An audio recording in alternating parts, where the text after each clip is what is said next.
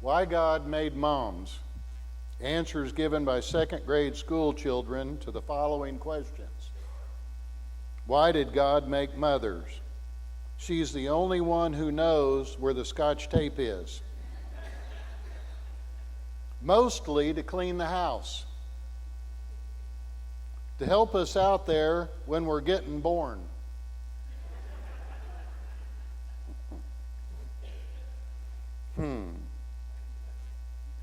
How did God make mothers? He used dirt just like the rest of us. Magic plus superpowers and a lot of stirring. God made my mom just the same like he made me. He just used bigger parts.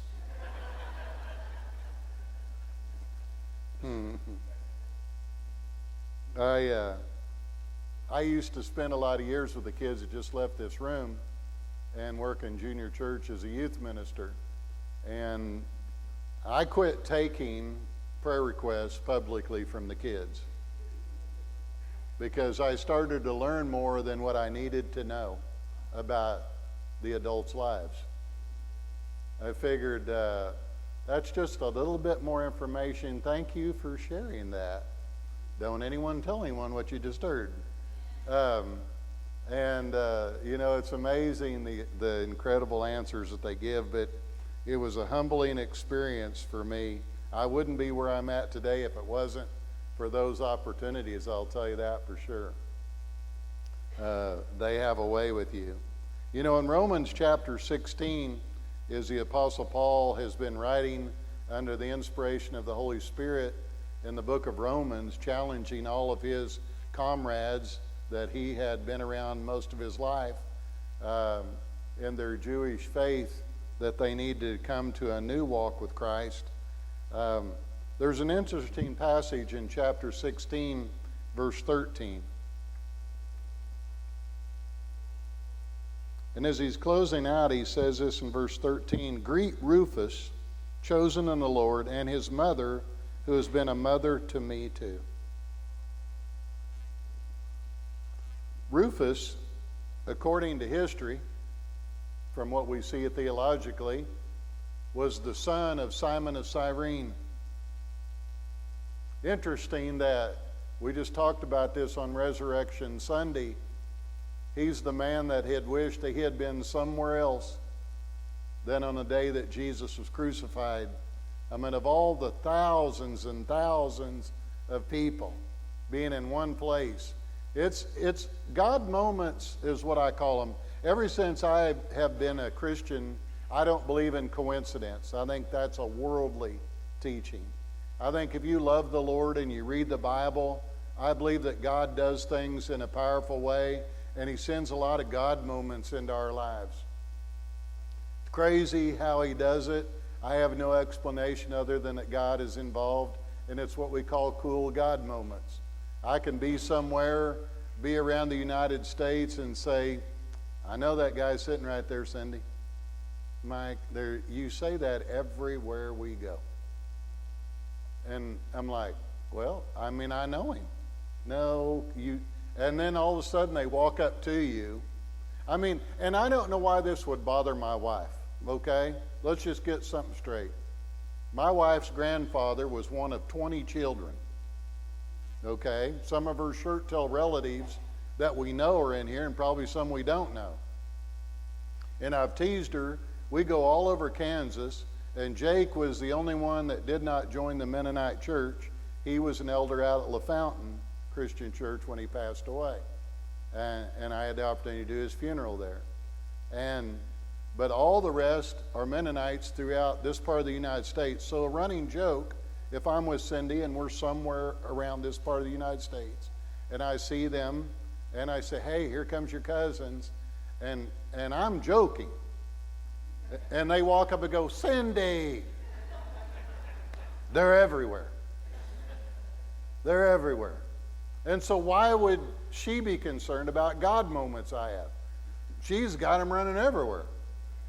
But it is cool how somehow you can have these moments that just God has to be a part of it. And I think that's awesome in our lives.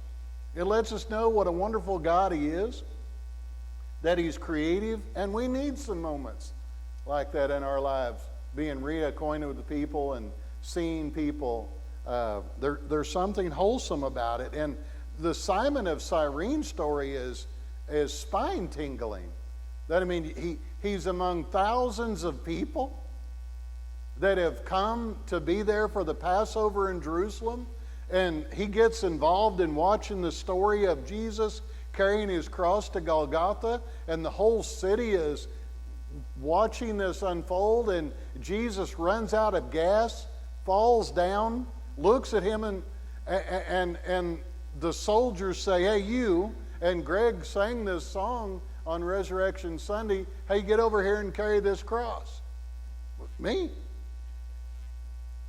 Can you imagine down through the ages as he shared that story with his family, of all the people, why him?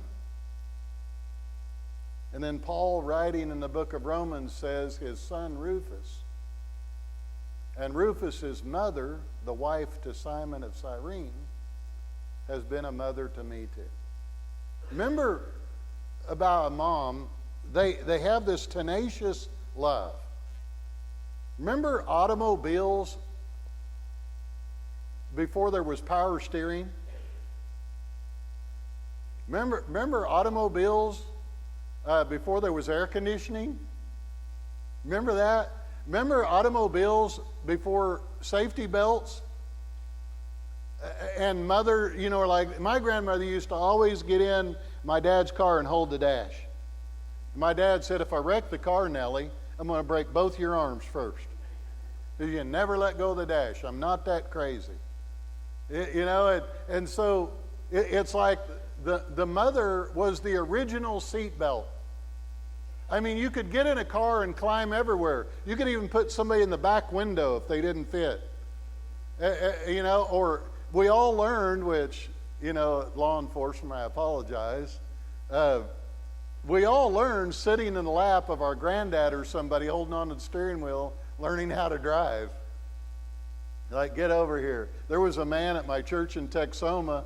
He got arrested all the time. He was one of our elders. He's a farmer rancher there in Texoma still today. And he always drove to Goodwill, Oklahoma with his grandchildren sitting in his lap, holding on to the steering wheel.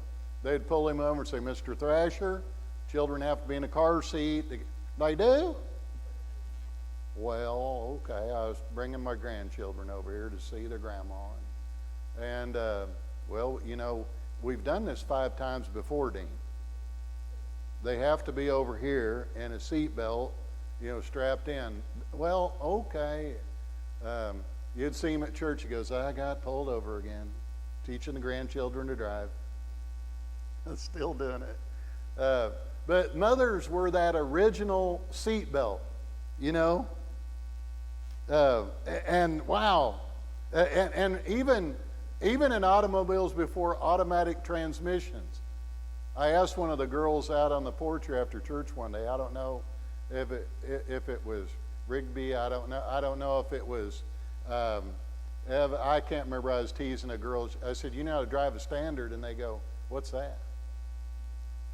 And they're like, I assumed they knew what that was. No, here I was trying to, But moms were that original holding everybody together. If things didn't happen good, or if you're about something to happen, they could reach out. They have that motherly way.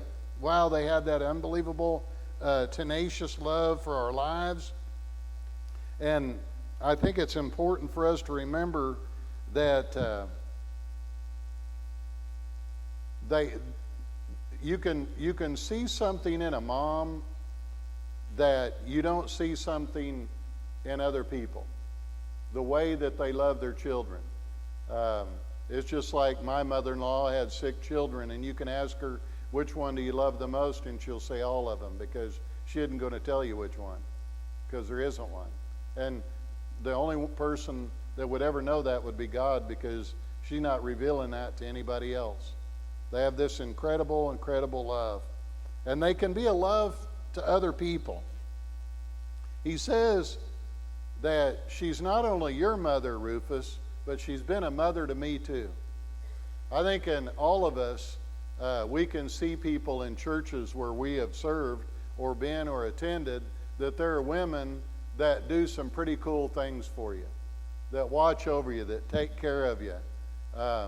Man, you know, when I lived in Texoma, Rita Sandoval, this Hispanic woman in our community, man, she took care of me real good. She would bring homemade salsa to our house, and she would back it up with a coconut cream pie right out of the oven, still warm.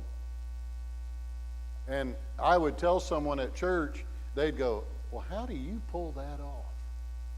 You know, I don't know. She just comes by and does this we love it. I even asked her one time, you know, I said, you got any salsa that's any hotter than what you've been bringing? She goes, how white are you? I said, don't bring it.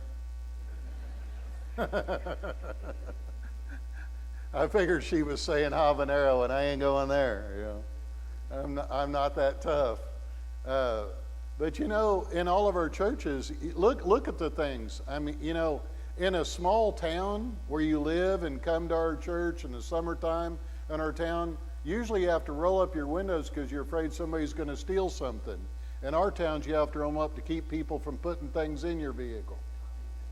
Because you come out there and there's canned this and there's canned that, and there's things that people have given you. We're just checking out, watching over for you, sending you a card, letting you know, hey, that's great, because there's a lot of people in this world that aren't cared for.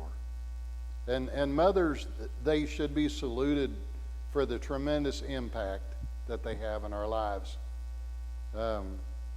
You know, they don't just are not the original seatbelt, but some of them have offered continuous presence in our lives. That's what we love about mothers. What I mean by that is, I don't know how moms completely pull this off, because I'm not a mom and I'm not God, but I could be somewhere, sitting somewhere in the public, and I could feel a presence in my life without my mom sitting by me. And for some reason, I could feel x-ray vision behind me 30 rows back. Turn around and see my mom going,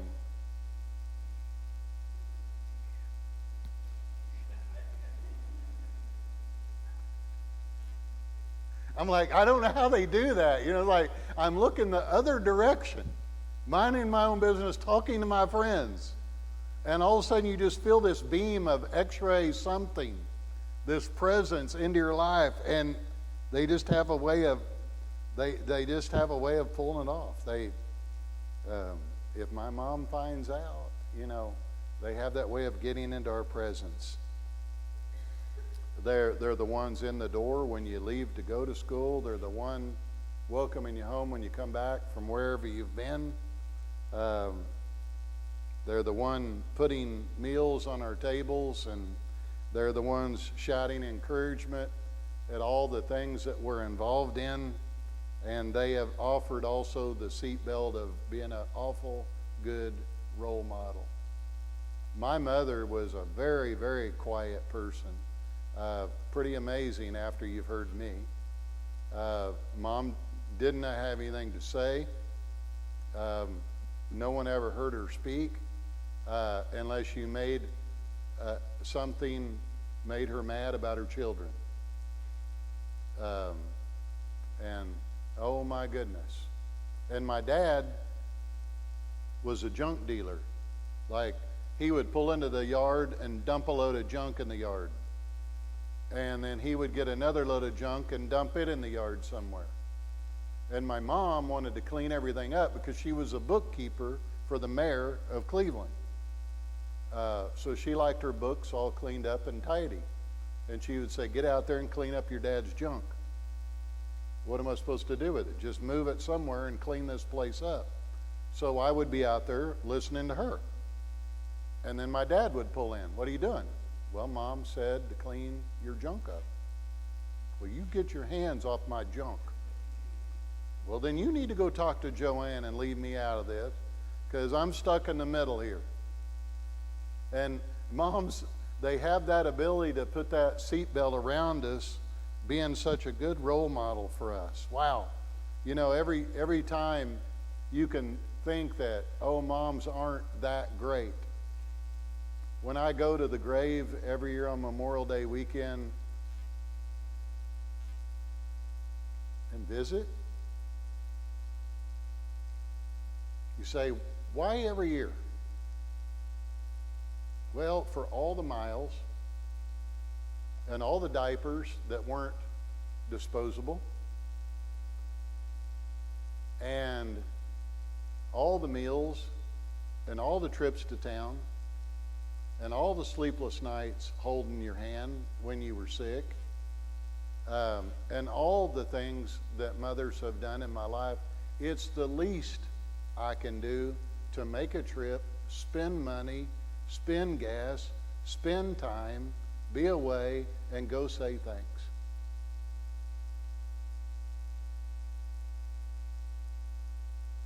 Because they've earned it. That's why.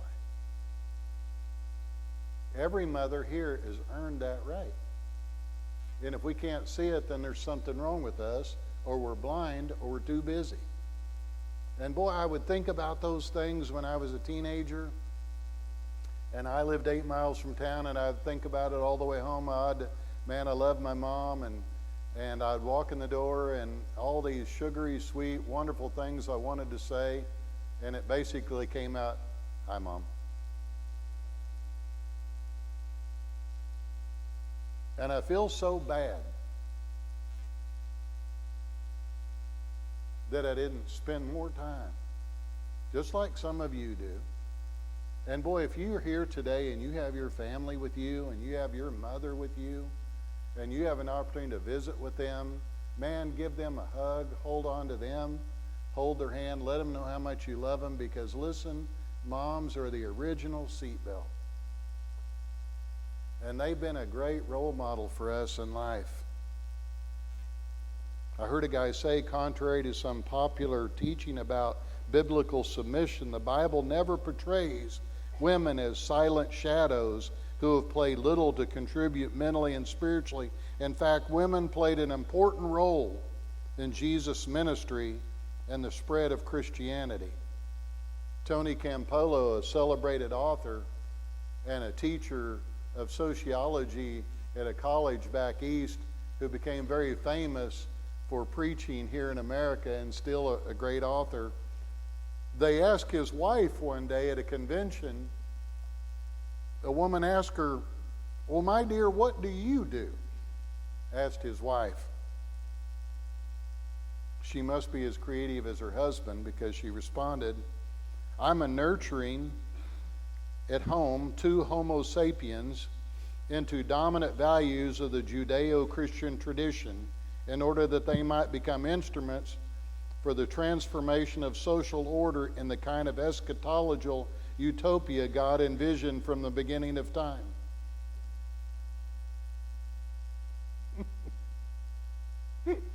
The other woman said, "Oh my, I'm just a lawyer."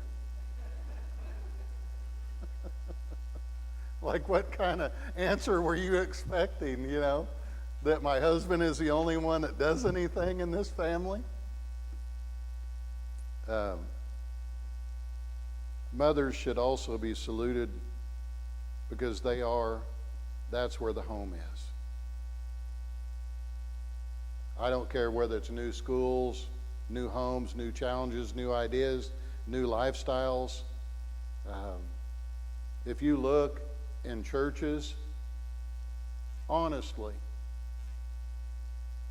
would there be a Sunday school department, a vacation Bible school?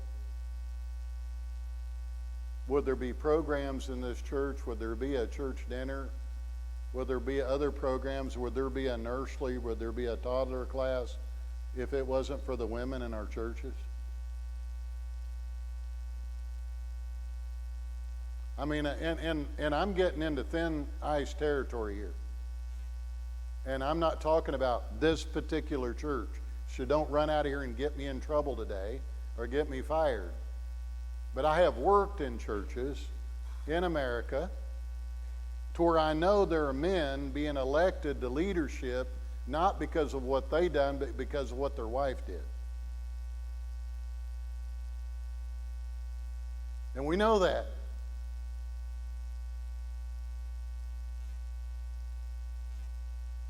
There's some women who have contributed greatly to the kingdom of Christ. They're a great role model. They've created great homes for their families. I've often said, my wife gets up at 5:30 in the morning and reads and studies the Bible before she goes to work. And there's a lot of other women in here who do that too.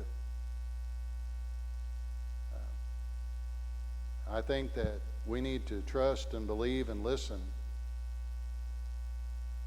For some, mom offered the seatbelt of genuineness, a spirit of love, forgiveness, tenderness, always accessible, always welcoming arms that wrapped around to provide time out and give us a decompression time.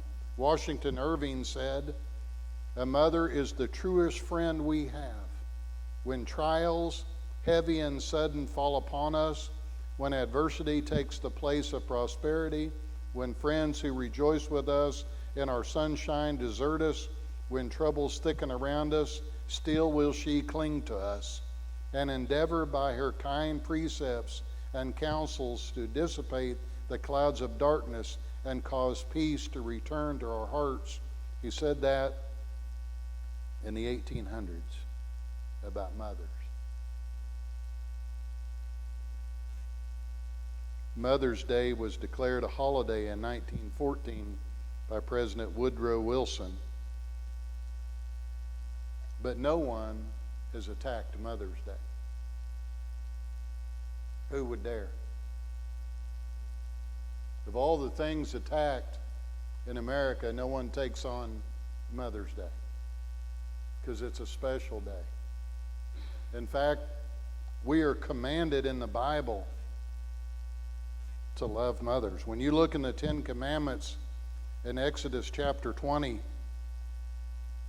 the first 4 commandments of the 10 Commandments talk about God, and rightly so, and the Sabbath. And the very 5th commandment, the very first one that is not about God, he says to honor your mother and father so that you will live a long life.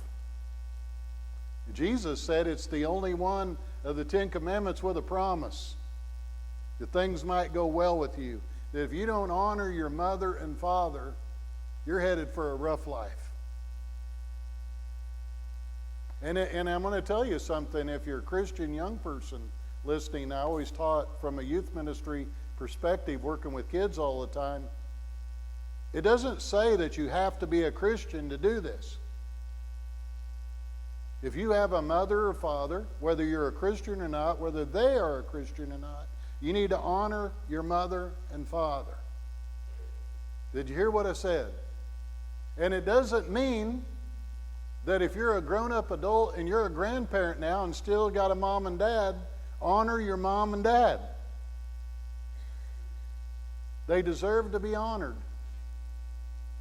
I'm going to tell you something. They have earned that right. And God himself said to do this. It's commanded to love and to honor your family.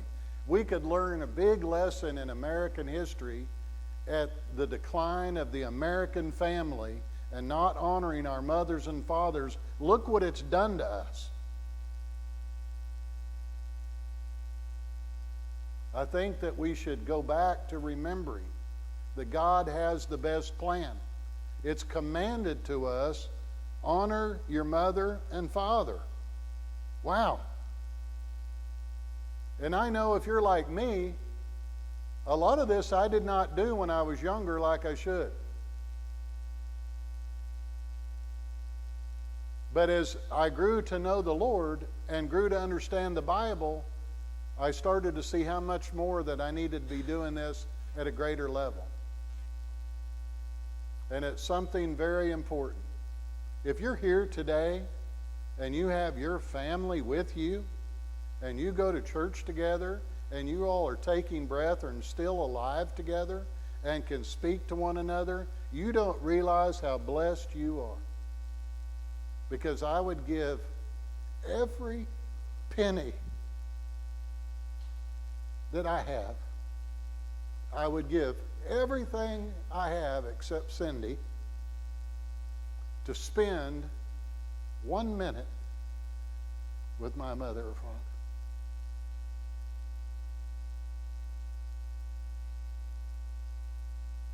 You're blessed. You're blessed beyond belief. And if you complain about your life, shame on you. You have your family. You have them to spend time with, to talk to share with, to hug on, honor them. I don't know if you can see from the unseen world to this world. I don't know if you can do that. I guess I'll have to die first to figure that out. But if you can, I would like to think that I have reversed that. And that my mother and father would be proud of me today because of how I have changed the way I lived on that principle. But I know that God says your mother and father are very powerful. In fact, I've been reading a book at home, and a man who was very close to Abraham Lincoln said if you talk to Abraham Lincoln and you ask him why he loves God, he will quickly say to you, my mother. My mother taught me to love God. I think it's a powerful thing for us to understand. And so Paul, in this very simple verse in Romans, says, you know, Rufus has been a blessing in my life, and so has his mother, because his mother has been a blessing to me. I wonder, man, can you imagine the Apostle Paul being blessed by another woman that took him in and made him some homemade salsa and made him a coconut cream pie and said, hey, listen, my husband was Simon of Cyrene, and I know how these things happen in life, Paul, because I know you talk about being called on the Damascus Road, but let me tell you what happened to my husband. What stories to tell when they were together. What testimonies they could talk about together. Wow, powerful when you think about it. And some of you may be the only mother that someone else may have. You know, it's tough. I lost my mother when I was a 16-year-old teenage boy a month before I turned 17. And I think it had a lot to do with where I am today. I think there had been a lot of seeds planted in my life about where I should go and what I should do and how I should love God, but I just never listened too much to any of those things. But it broke our family to lose our mom. It was a tough time for us. And a lot of people invited me to things. A lot of people came and spent time with us.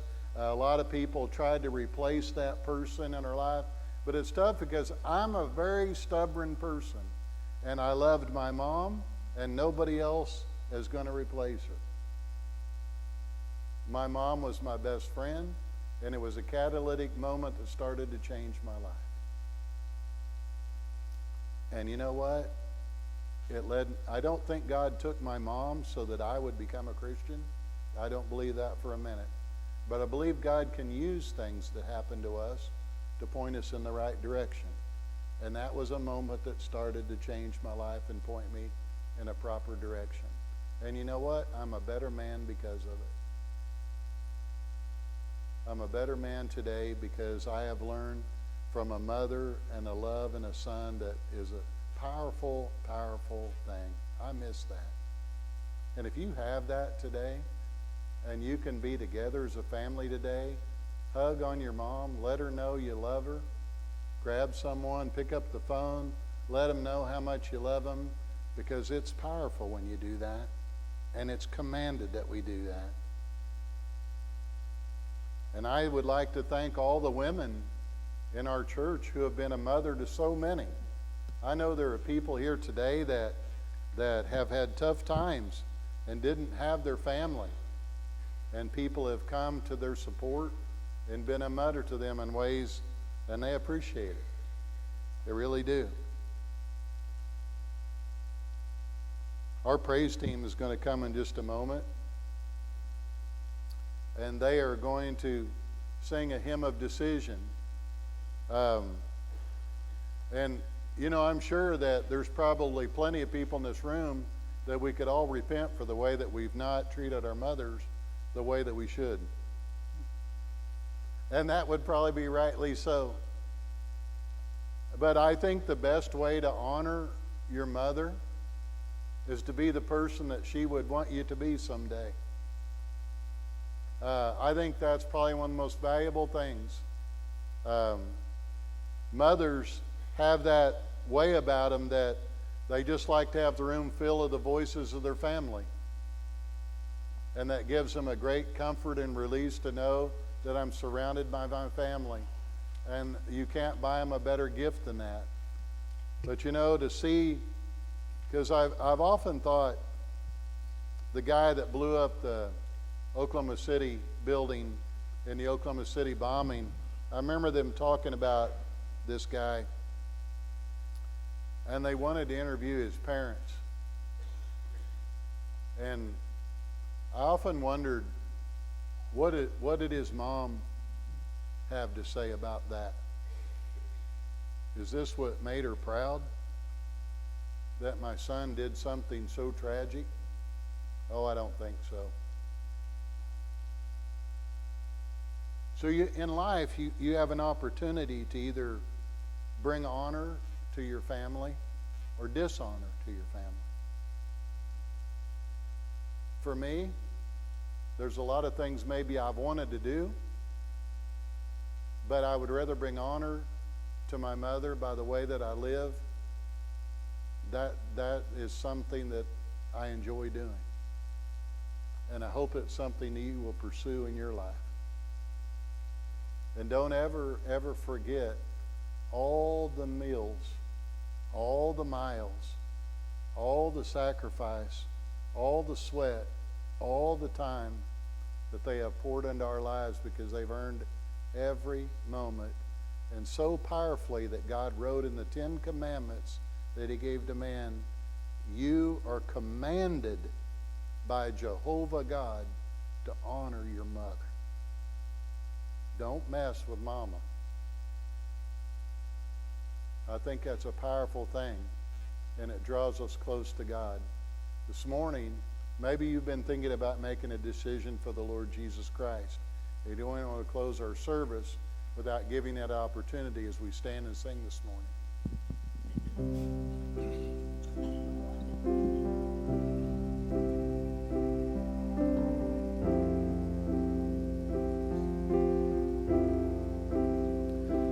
Finding myself at a loss for words, and the funny thing is, it's okay. The last thing I need is to be heard, but to hear what you would say.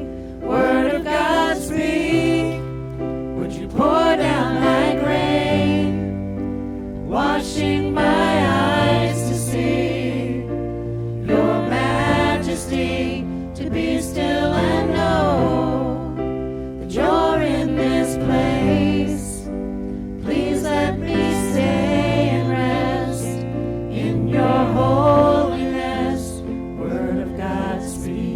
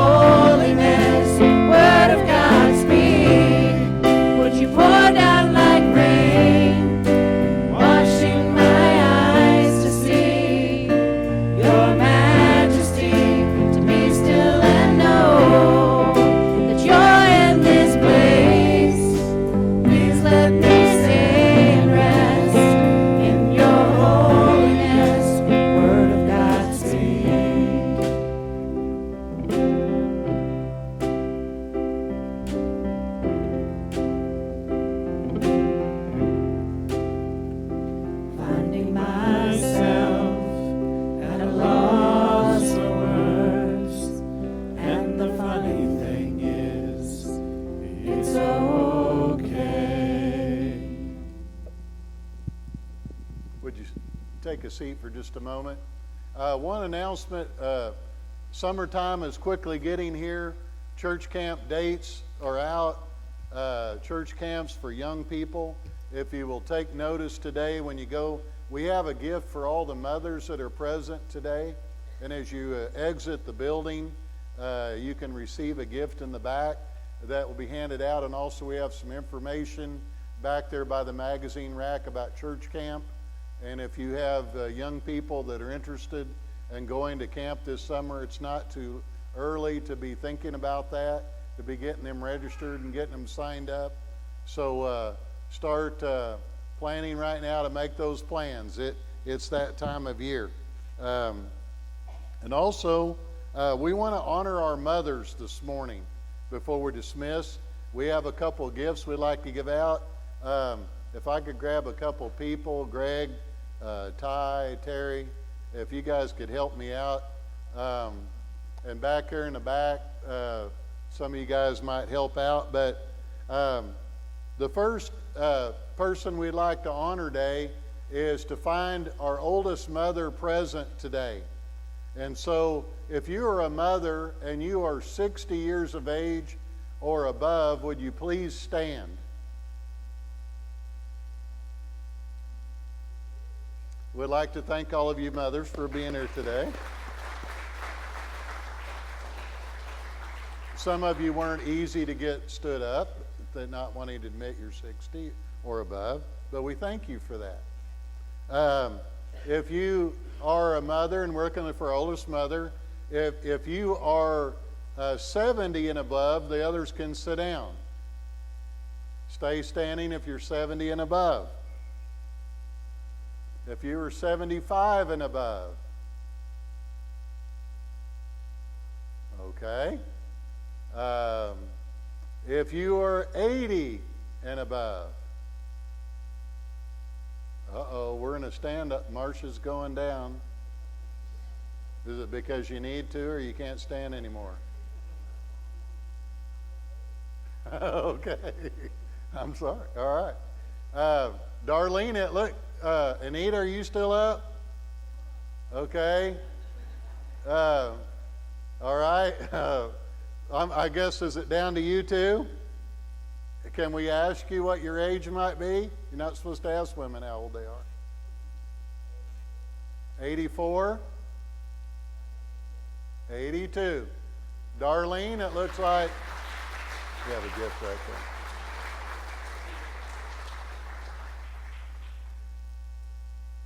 there. Darlene's the Avon lady. It's what I always call her. Yeah. And by the way, if you're running this Ratzlaff clan with her, our shirt tell relatives to my wife on that other story. Everybody always asks us. They always ask Cindy if you are her brother and all that, you know. But somewhere down the line. Okay. All right. Mother with the most family present today. All right. Now you got to watch. The Pope, because Rex will claim 20 other people. But mother with the most family present today.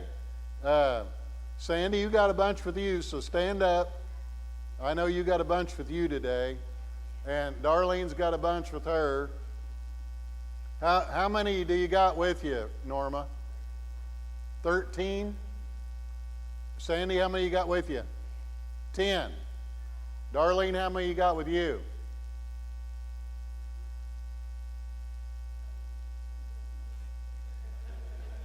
She's trying to add some to that since you heard the other count.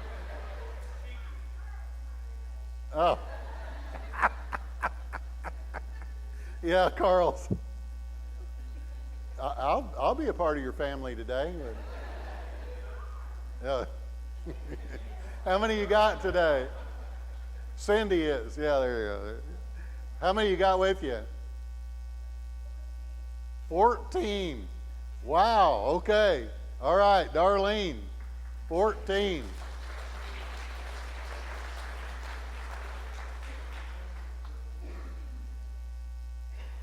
Okay. Youngest mother. If you're 40 years of age and younger, would you please stand?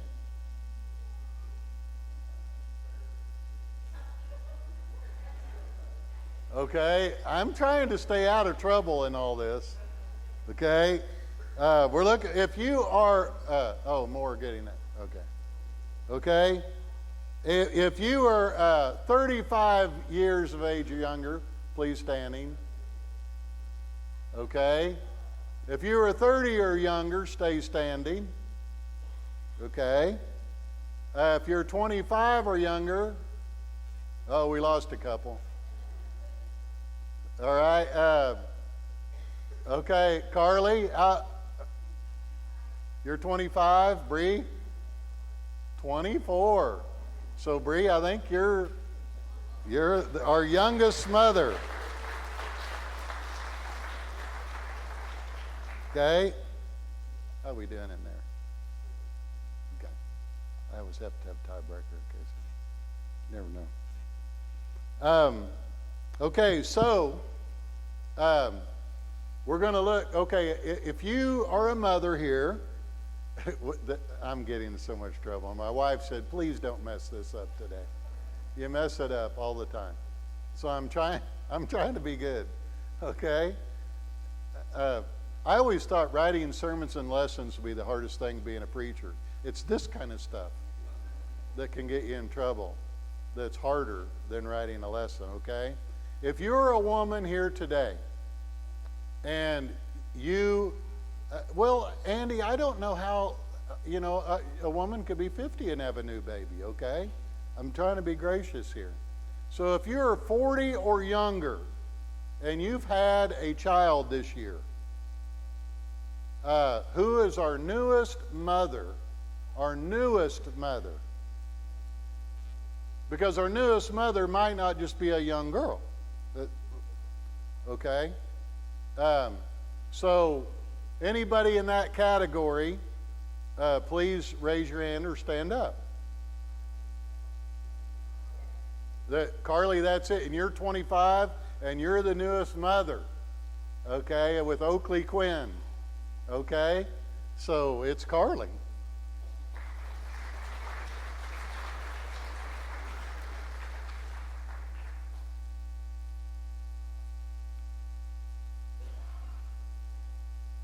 Okay, and so one of our last categories, if you're a mother visiting with us today, looking for the mother who traveled the furthest to be present with us today. So if you've been out on the road coming to see family, who is a mother that traveled to visit family that's present today that would like to stand up and think you traveled a fair piece to be here? Okay. Todd, is it Rosalia? No. Where? Winfield, Kansas. Okay. You guys back there? Both of you from Oklahoma City? Oakley, Kansas. Man, that's way out there. I broke down there a few times with youth groups in Oakley. Yeah, there's not much out there. With 45 kids complaining, it's not fun in Oakley, Kansas. So, how far? I know I've been to Oklahoma City a few times, but how far is it? 3 hours. I know it's a long ways to Oakley. How far is it? Okay. Well, looks like you ate her up on that one. Hey, so thanks for being here, you all, and that one we'll save that one. Anyways, mothers, thank you for your contributions. Thank you for coming and visiting with us. I hope that you enjoy your families today. It's a blessing to have all of you here. Don't forget that as you exit, we have a gift for all the mothers as you go out the back. And remember, there's some church camp information back there also. Let's stand. We'll have a closing word of prayer. And also, we did have one thing, Ashley. Did anybody in the group or lose a ring with y'all's parties the other day? Because we found a ring back there, and I didn't know if you had a report for anybody losing a ring. So let me know after church. Okay? All right. Let's have a closing word of prayer. God, thank you for our moms. Wow. Words could not express what an impact they have had on our lives. They are more than the original seatbelt. They have been the pure conscience of our lives and poured their personality into ours. And I pray that today, as we honor you, we would honor them with all of our love. We pray this in your Son's blessed name. Amen.